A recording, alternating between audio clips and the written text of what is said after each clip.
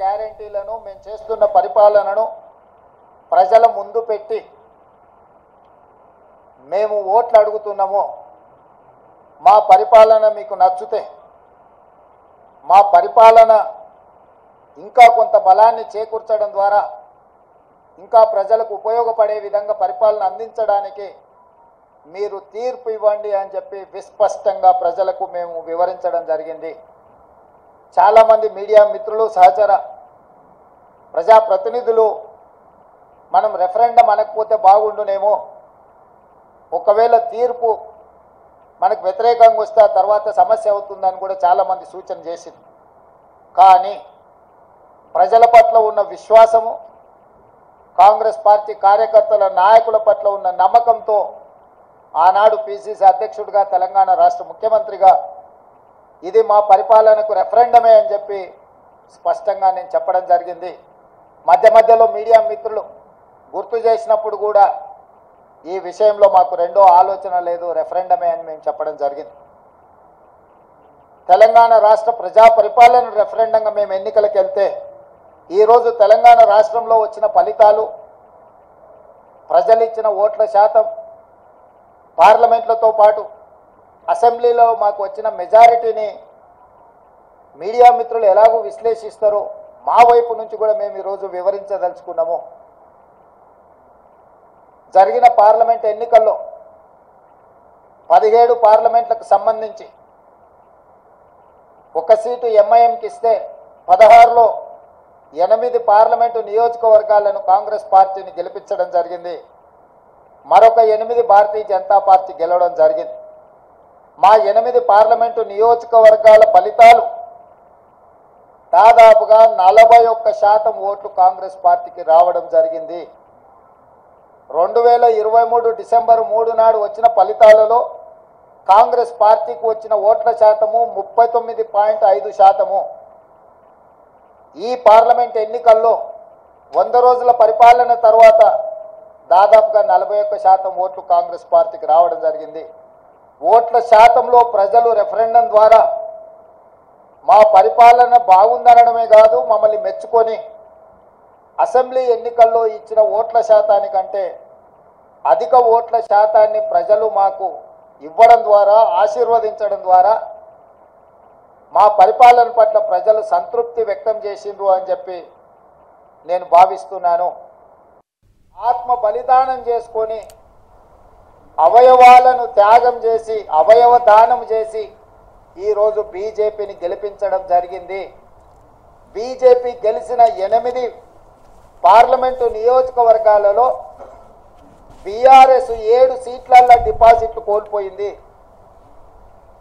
ఆదిలాబాద్ కావచ్చు, నిజామాబాద్ కావచ్చు, కరీంనగర్ కావచ్చు, మల్కాజ్గిరి కావచ్చు, సికింద్రాబాద్ కావచ్చు, చేవెళ్ళ కావచ్చు, మహబూబ్ నగర్ కావచ్చు, ఈ 7 పార్లమెంటు నియోజకవర్గాలలో బీఆర్ఎస్ డిపాజిట్లు కోల్పోయి బీజేపీని గెలిపించడం ద్వారా బీఆర్ఎస్ నాయకులు ఆత్మ బలిదానం చేసుకొని అవయవ దానం చేసిండ్రు బీజేపీకి.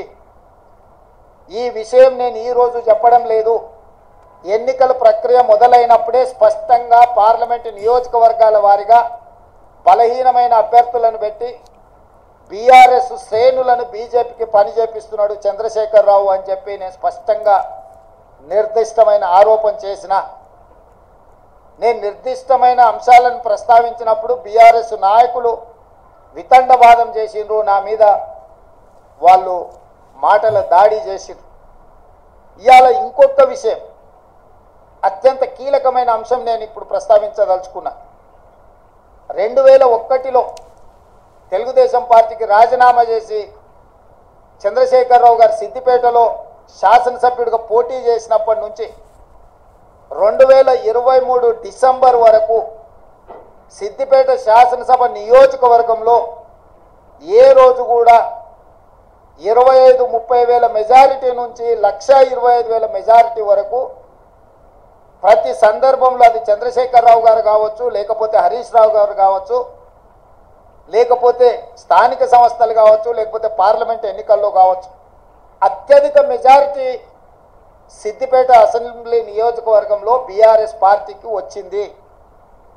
కానీ ఈ పార్లమెంట్ ఎన్నికల్లో హరీష్ రావు గారు సిద్దిపేటలో పూర్తి తన ఓట్లను బీజేపీకి బదిలీ చేసిండు. ఇవాళ బీజేపీ రఘునందన్ రావు గారికి 63,000 పైచిలకు ఓట్లు వస్తే బీఆర్ఎస్కు 65,000 ఓట్లు మాత్రమే వచ్చినాయి.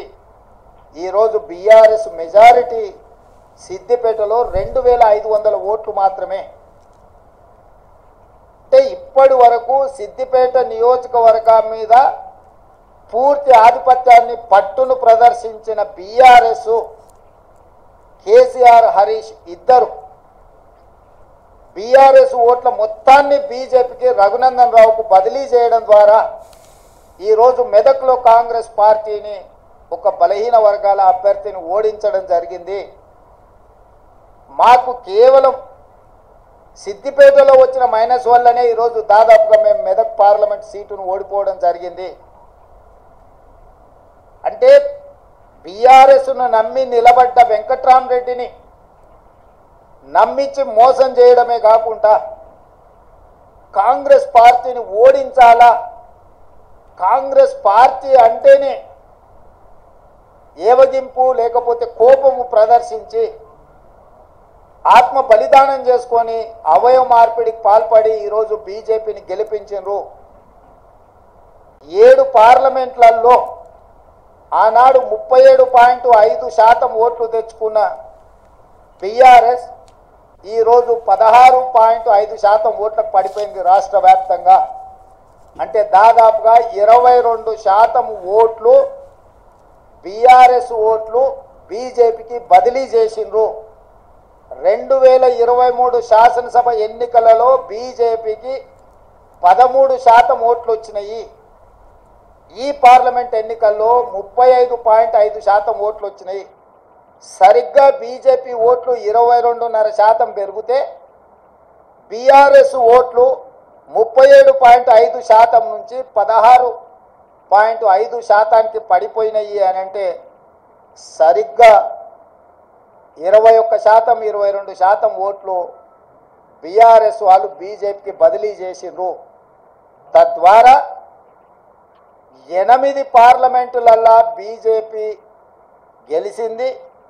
8 పార్లమెంట్లల్లా బీఆర్ఎస్ డిపాజిట్లు గల్లంతైనాయి.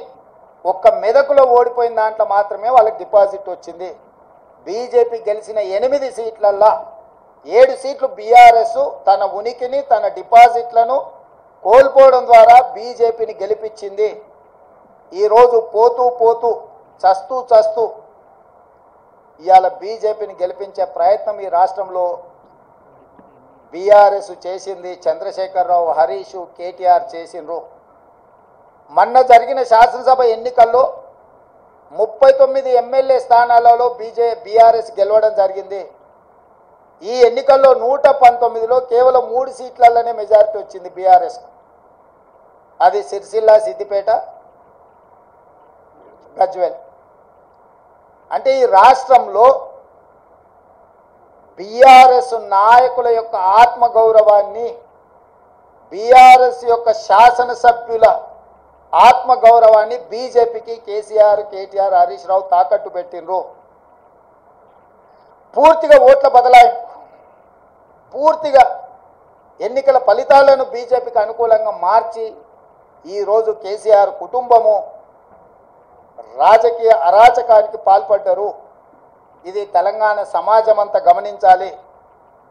ప్రజాస్వామికవాదులు, సెక్యులర్ ఫోర్సెస్ అందరూ కూడా ఈరోజు ఈ అంశాన్ని గమనించాలి అని చెప్పి కాంగ్రెస్ పార్టీ కోరుతున్నది.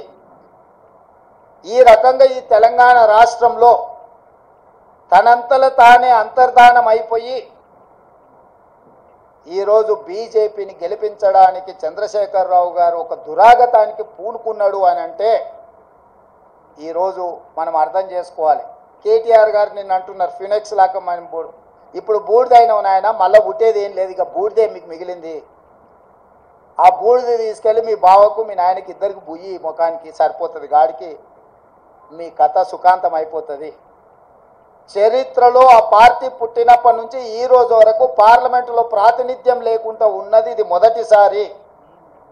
ఇంత అచేతనావస్థలో ఇంత దుర్భరమైన పరిస్థితి బీఆర్ఎస్కు దాపురించిందంటే చంద్రశేఖరరావు గారి నాయకత్వము, కేసీఆర్ కుటుంబాన్ని ఏ రకంగా తెలంగాణ సమాజం గమనిస్తుందో వాళ్ళిద్దరు ఆలోచన చేయాలి.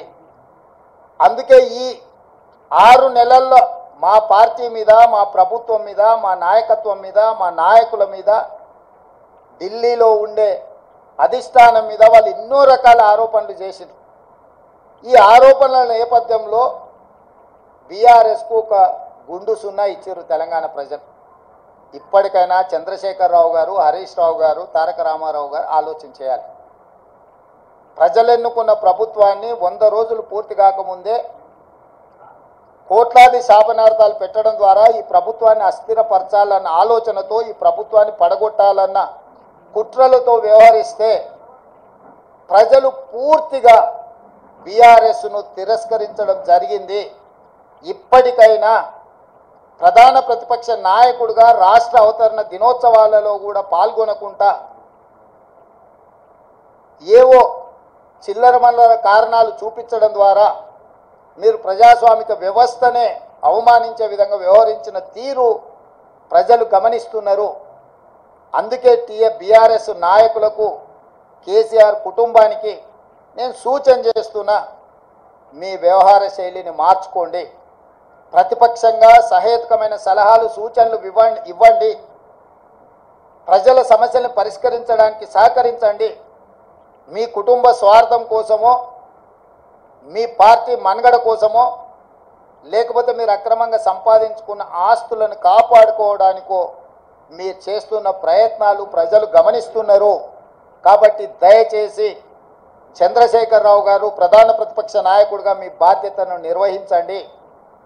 హరీష్ రావు గారు, మీరు ఆత్మహత్య చేసుకోవడం ద్వారా కాంగ్రెస్ పార్టీని ఓడించినామని మీరు అనుకుంటున్నారేమో. మీరు ఆత్మాహుతి దళాలుగా మారి కాంగ్రెస్ పార్టీని దెబ్బతీయాలన్న ఆలోచన ఏదైతే చేస్తుండ్రో, ఇది చివరికి మీ ఉనికి, మీ మనుగడ ఈ రాష్ట్రంలో, ఈ దేశంలో లేకుండా, చట్టసభలలో లేకుండా కనుమరుగైపోతారు, కాలగర్భంలో కలిసిపోతారు. ఇట్లాంటి కుట్రలను, కుతంత్రాలను తెలంగాణ సమాజం గమనిస్తుంది. గమనించవలసిందిగా నేను కోరుకుంటున్నాను తెలంగాణ రాజకీయాలలో. అదేవిధంగా కేంద్ర రాజకీయాల దగ్గరికి వస్తేనే, కేంద్రంలో 2014లో Bharatiya Janata party election manifesto మీద 10 మంది నాయకుల ఫోటోలు పెట్టి ఓట్లు అడిగారు. 2019లో 3-4 నాయకుల ఫోటోలు పెట్టి ఓట్లు అడిగారు. భారతీయ జనతా పార్టీ విధానం మీద, భారతీయ జనతా పార్టీ సిద్ధాంతాల మీద, భారతీయ జనతా పార్టీ ఎన్నికల మేనిఫెస్టో మీద 2014, 2019 ఎన్నికలు జరిగినాయి.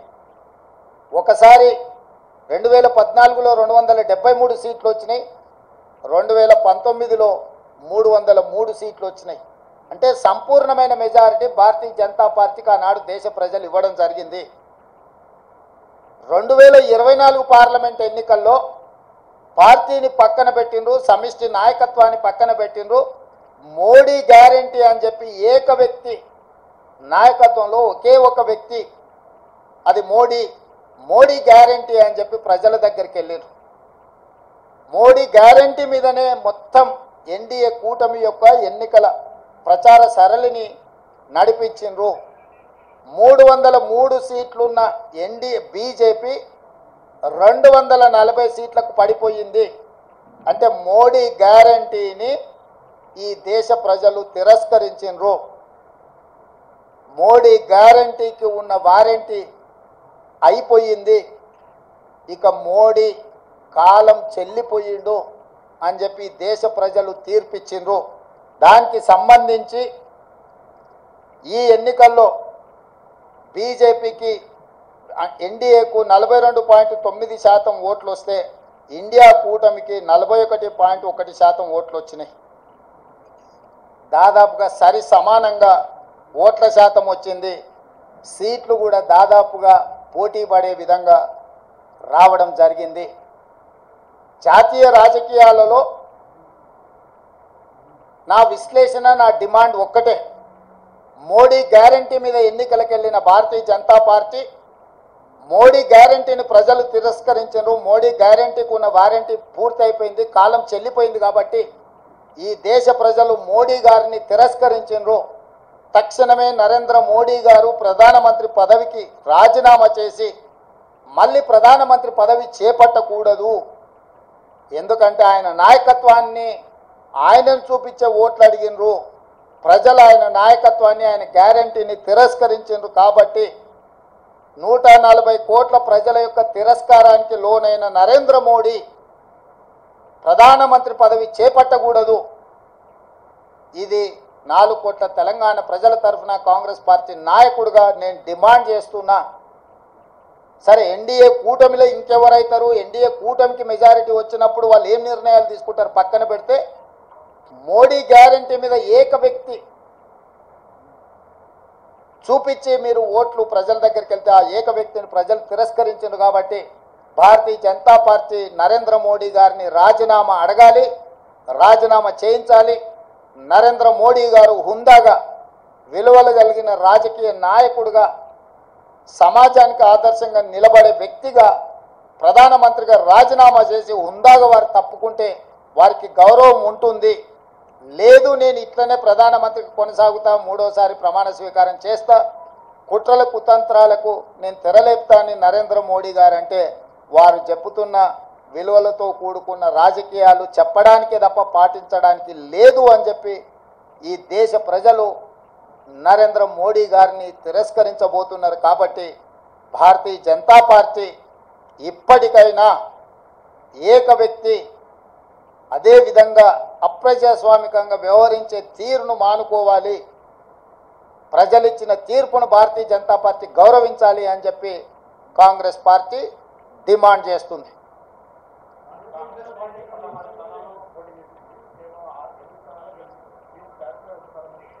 కాంగ్రెస్ పార్టీ 17 స్థానాలలో పోటీ చేసింది, 16 కాదు. 17 ఇట్లలో 8 సీట్లలో గెలిచినాము. ఫలితాలు అనుకూలంగా అనుకున్న దానికంటే ఎక్కువనే వచ్చినాయి. కానీ మేము ఎంతైతే కావాలనుకుంటున్నామో, మా అభిమానులు ఎంతైతే ఫలితాలు మాకు అనుకూలంగా ఉండాలనుకున్నారో ఆ స్థాయిలో లేవు. కాబట్టి ఇప్పటి వరకు 18 గంటలే పనిచేసినాం. ఇంకా ఒక 2 గంటలు అదనంగా పనిచేసి ప్రజల్ని మెప్పించడానికి, ప్రజాపాలన అందించడానికి మేము ప్రయత్నం చేస్తాం. మల్కాజ్గిరిలో సిట్టింగ్ స్థానము ఓడిపోయినాము. అదేవిధంగా అదే మల్కాజ్గిరిలో ఉన్న కంటోన్మెంట్ శాసనసభను ఈరోజు లేని సీటును మేము గెలుచుకోవడం జరిగింది. ఇవన్నీ కూడా ప్రజా తీర్పులో భాగము. ప్రజలు ఏ తీర్పు ఇచ్చినా శిరస వహించవలసిన బాధ్యత మా మీద ఉన్నది. అవును, ఓడిపోయింది. నిజమే కదా, నిజమే కదా. అవును, ముఖ్యమంత్రి రాష్ట్రానికి, జిల్లాకు కాదు. పిసిసి అధ్యక్షుడు కూడా రాష్ట్రానికి. రాష్ట్రంలో ఏ సీటు గెలిచినా ఏ సీటు ఓడినా అది నాదే బాధ్యత. ఈ పిసిసి అధ్యక్షుడిగా, రాష్ట్ర ముఖ్యమంత్రిగా రాష్ట్రం నలుమూలలో వచ్చే ఏ ఫలితాలైనా నేనే తీసుకోవాలి. ఈ విషయాన్ని మీరు హుజూరాబాద్ ఎన్నికలప్పుడు గుర్తు చేసిరు, హుజూర్ నగర్ ఎన్నికలప్పుడు గుర్తు చేసిండ్రు, నాగార్జున సాగర్ ఎన్నికలప్పుడు గుర్తు చేసిండ్రు, మునుగోడు ఎన్నికలప్పుడు కూడా గుర్తు చేసిండ్రు. ఇప్పుడు కూడా గెలుపు ఓటములు అన్నిటికీ నేనే బాధ్యుణ్ణి. ఇందులో ఓటమి ఒకరి ఖాతాలో రాసి గెలుపులు నా ఖాతాలో రాసుకునే తత్వం కానీ ఆలోచన కానీ నాకు లేదు. కాబట్టి ఇచ్చిన ఫలితాలు, వచ్చిన ఫలితాలు ఉగాది పచ్చడి లాంటివి. కొంత తీయగా ఉన్నది, కొంత చేదుగా ఉంది, కొంత పుల్లగా ఉంది. కాకపోతే ఓవరాల్గా పచ్చడి అనేది మంచిది. ఇప్పుడు వచ్చిన ఫలితాలను పిసిసి అధ్యక్షుడిగా, రాష్ట్ర ముఖ్యమంత్రిగా ఉగాది పచ్చడి లాగా నేను స్వీకరించదలుచుకున్నా.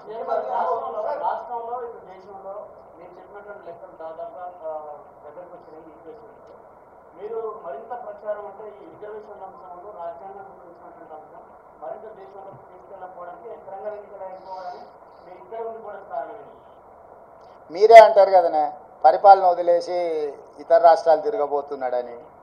వెళ్తే మీకు ఒక బాధ, ఉంటే ఇంకొక బాధ. కాబట్టి నేను రాష్ట్రానికి పరిమితమైన నాయకుడిని.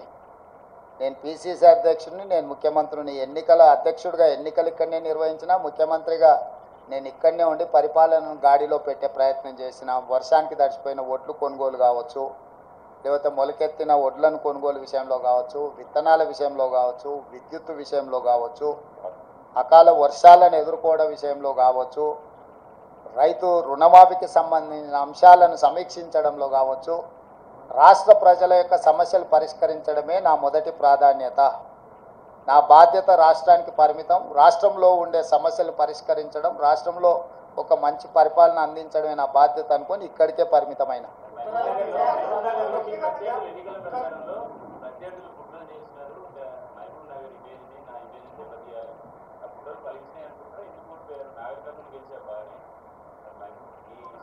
అవును, నా సొంత గ్రామం వచ్చేసి అచ్చంపేట, నల్లమల్ల అడవి, మీకు అందరికీ తెలుసు. కానీ నేను ముందే చెప్తున్నా మొదటి నుంచే, మా గ్రామంలో మొత్తం ఆ పార్లమెంట్లో ఉన్న దాంట్లో ఒక బూత్లో హైయెస్ట్ మెజార్టీ మా సొంత గ్రామంలో వచ్చింది. మల్లురవి గారు ఎంత ఎంత మెజారిటీ మా గ్రామంలో 1100 ఓట్లు వచ్చినాయంట. సో నేనేమంటున్నానంటే నా గ్రామము నా ఊరు కాదు, కరెక్ట్. అందుకే సిట్టింగ్ ఎంపీ సీటున డిపాజిట్ కోల్పోయి టీఆర్ఎస్ ఓట్లు బదిలీ చేసింది. నేను చెప్పింది కుట్ర అదే.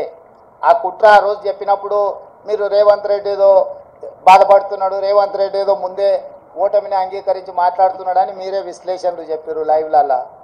ఇప్పుడు నిజాం తేలింది కదా, మహబూబ్నగర్లో డిపాజిట్ పోయింది, చేవెళ్ళలో డిపాజిట్ పోయింది, సికింద్రాబాద్లో డిపాజిట్ పోయింది, మల్కాజ్గిరిలో డిపాజిట్ పోయింది, కరీంనగర్లో డిపాజిట్ పోయింది, నిజామాబాద్లో డిపాజిట్ పోయింది, ఆదిలాబాద్లో డిపాజిట్ పోయింది బీఆర్ఎస్ నాయకులకు. నేను చెప్పింది అదే కదా. వీళ్ళు పూర్తిగా ఓట్లు బదిలీ చేసి బీజేపీని గెలిపించడానికి బీఆర్ఎస్ కార్యకర్తల ఆత్మగౌరవాన్ని, నాయకులను బలిస్తున్నాడు అని చెప్పిన. ఇప్పుడు కూడా నేను విజ్ఞప్తి చేస్తున్న బీఆర్ఎస్ ఎమ్మెల్యేలకు, at the cost of your position, KCR బేరసారాలు చేసుకుంటున్నాడు బీజేపీ తోటి. ఇప్పటికైనా మీరు ఆలోచన చేసి, అదేమో అంటారు కదా, ఆత్మ ప్రబోధానుసారము మీరు నిర్ణయాలు తీసుకోండి.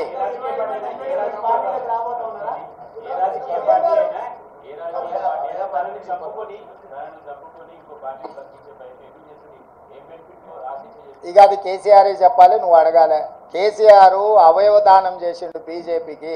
ఆయన ఆత్మహత్య చేసుకోవడం ద్వారా ఆయన కిడ్నీలు, ఆయన కండ్లు ఇవన్నీ మోడీకి బదిలీ చేసిండు. ఆ బెనిఫిట్ ఏందో, బెయిలా లేకపోతే ఇంకేదన్నా అక్రమ సంపాదన అనేది మీరు విశ్లేషించాలి. మీరు ఎందుకు అన్నీ నేనే చెప్తే మీరెందుకు? రఘు చెప్పండి.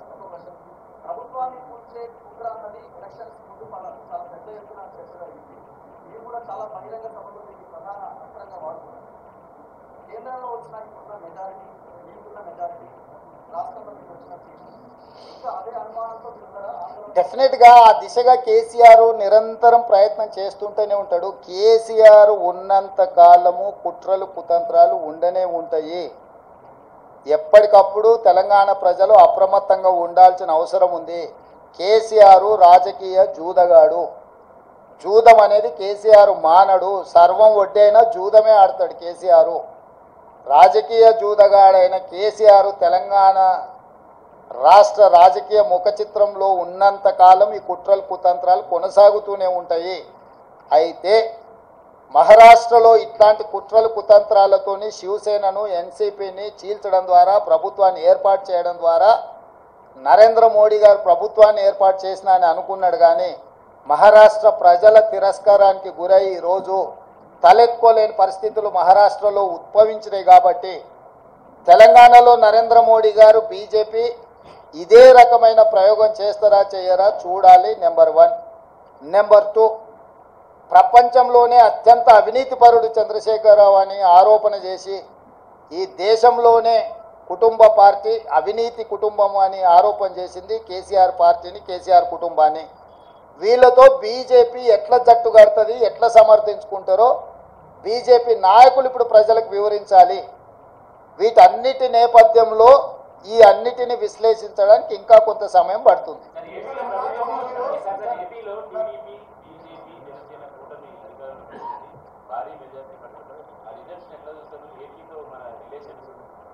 ఎన్నికల ఫలితాలను ఎట్లా చూస్తాం చారి? ఎన్నికల ఫలితాల రకంగానే చూస్తాము.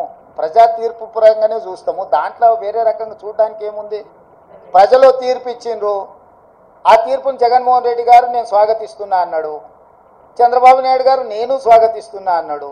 ఇక వాళ్ళిద్దరు స్వాగతించిన తర్వాత మియా బీవీకి రాజీ హోయేతో కాశీ కా క్యా ఇస్మే?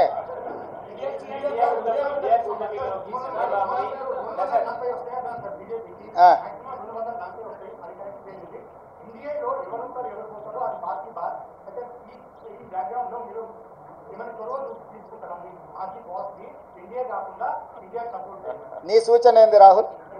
ఏం చేస్తే బాగుంటుంది?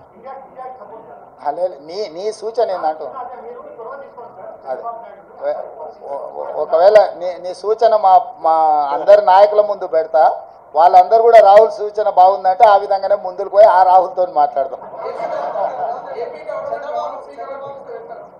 ఏ ప్రభుత్వమైనా ఏర్పడినప్పుడు ఆహ్వానించినప్పుడు పార్టీలో చర్చించి నిర్ణయం తీసుకుంటాం. వ్యక్తిగా నేను నిర్ణయాలు తీసుకోవడానికి ఉండదు.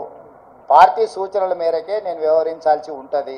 ఇది సిద్ధాంతపరంగా రాజకీయ పరంగా పార్టీ తీసుకోవాల్సిన నిర్ణయము. ఏ ప్రభుత్వం ఏర్పడ్డా స్నేహపూర్వకమైన వాతావరణంలో సమస్యలు పరిష్కరించుకుంటామని నేను ముందే చెప్పిన. ఈరోజు కూడా నేను ఆ మాటకున్నా. ఆంధ్రప్రదేశ్లో ఏ ప్రభుత్వం ఏర్పడ్డా ఆ ప్రభుత్వంతో సంప్రదింపులు చేపట్టి రాష్ట్ర సమస్యల్ని శాశ్వతంగా పరిష్కరించుకుంటాము. ఉమ్మడి క్యాపిటల్ చట్టపరంగానే సమస్య పరిష్కారం అయిపోయింది. హైదరాబాద్ నగరం ఇప్పుడు తెలంగాణకు రాజధాని. అంటే ఒక కీలకమైన సమస్య ఆల్రెడీ చట్టపరంగా పరిష్కారం అయింది. మిగతా ఆస్తుల పంపకాలకు సంబంధించి నీటి పంపకాలకు సంబంధించి ఉన్న సమస్యల్ని తప్పకుండా కూర్చుంటాం, చర్చించుకుంటాం, పరిష్కరించుకుంటాం. మాకేం బేసిజాలు లేవు.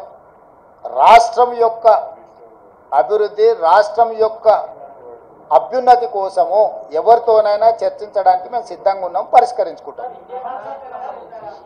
ఏం ప్రభాకర్?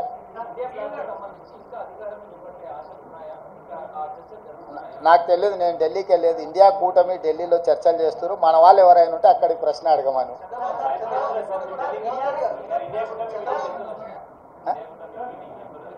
ఇండియా కూటమిలో జాతీయ నాయకులు ఆ కూటమిలో ఉన్న వివిధ భాగస్వాములనే ఇప్పటికి పిలిచిండ్రు. ఇంతవరకు అయితే ఆహ్వానం రాలేదు. ఏదైనా ఢిల్లీకి సూచన చేస్తే మీరు తప్పకుండా వెళ్తారు. క్యాబేసి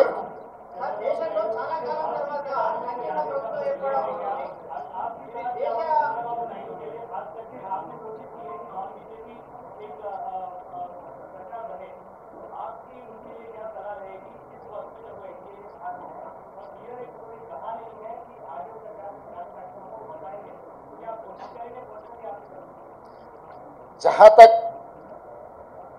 मेरा सुझाव मोदी जी को, मोदी जी का गारंटी की वारंटी खत्म हो चुकी है. इसीलिए मोदी जी तुरंत जिम्मेदारी लेकर इस्तीफा दिए तो प्रधानमंत्री कुर्सी को उनके लिए शोभा है. इसीलिए मैं एक ही मोदी जी से डिमांड करता हूं कि तुरंत आप प्रधानमंत्री कुर्सी को इस्तीफा दे दीजिए, क्योंकि आपके वारंटी की गारंटी खत्म हो चुकी है. और दूसरी बात रहा ये जो अलायंस के बारे में, इंडिया अलायंस या कोई आए कोई गए, ये जिम्मेदारी मेरे नहीं है. मेरे जिम्मेदारी है तेलंगाना सरकार चलाने का, तेलंगाना कांग्रेस पार्टी को चलाने का जिम्मेदारी है. मैं गैर जिम्मेदारी के काम नहीं करता हूँ. जो जिम्मेदारी लोग हैं वो जिम्मेदारी लोग जिम्मेदारी निभाएंगे. वो यहाँ पर चर्चा नहीं होगी, दिल्ली में होगी. आपको कुछ भी अगर ऐसा ही कुछ संशय रहा तो मुझे पूछो, मैं दिल्ली में फिर पूछ लेके फिर वापस बोलूँगा. मैं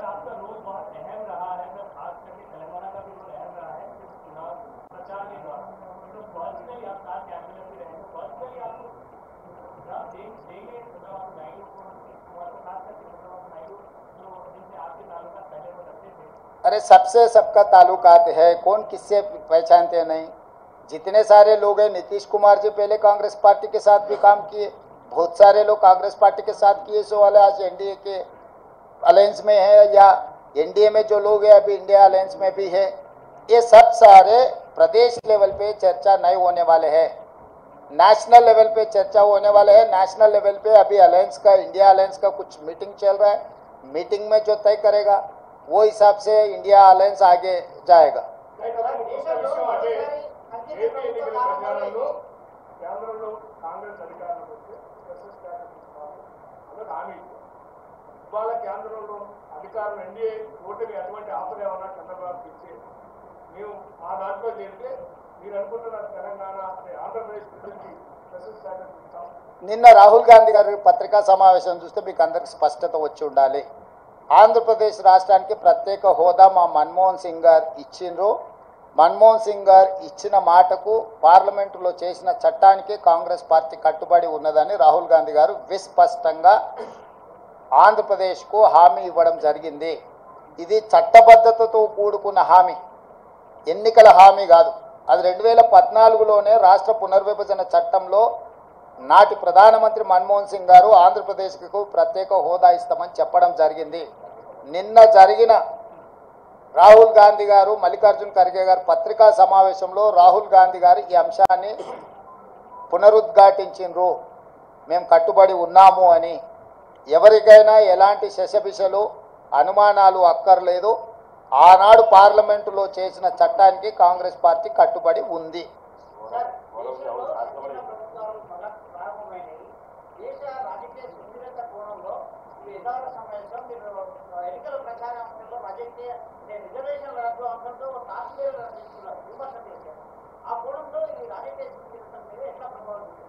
అంటే డెఫినెట్గా ఈరోజు 42% బీజేపీకి వచ్చి 41% ఇండియా కూటమికి వచ్చిందంటేనే ప్రజల ఆలోచనలో మార్పు వచ్చింది. మరీ ప్రధానంగా వారణాసి ప్రధానమంత్రి గారు పోటీ చేసిన ఉత్తరప్రదేశ్లో సమాజ్వాదీ పార్టీకి అత్యధిక స్థానాలు వచ్చినాయి.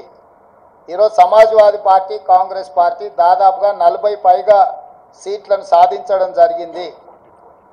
37 స్థానాలు సమాజ్వాదీ పార్టీకి వచ్చినాయి, 7 కాంగ్రెస్ పార్టీకి వచ్చినాయి. అంటే దాదాపుగా 42 స్థానాలు సమాజ్వాదీ పార్టీ కాంగ్రెస్ పార్టీ ఉత్తరప్రదేశ్లో గెలవడం జరిగింది.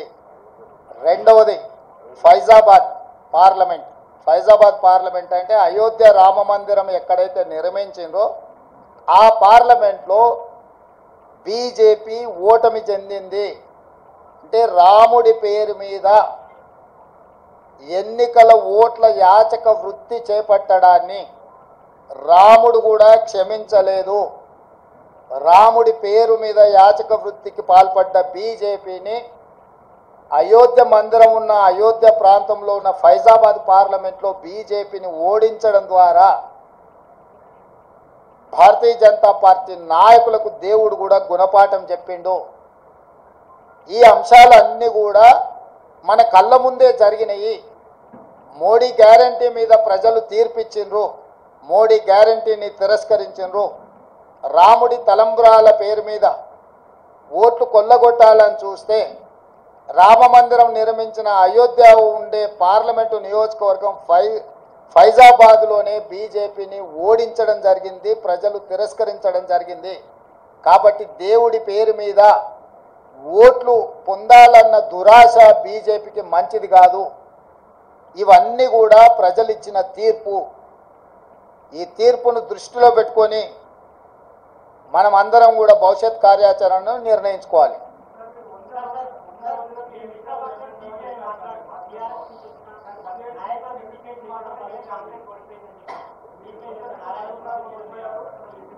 వాళ్ళ ప్రజాస్వామ్యంలో ఎవరి అభిప్రాయాలు వాళ్ళు స్వేచ్ఛగా చెప్పొచ్చు. వారి స్వేచ్ఛను నేను హరించను. వారు స్వేచ్ఛగా అభిప్రాయాలు చెప్పొచ్చు. Thank you.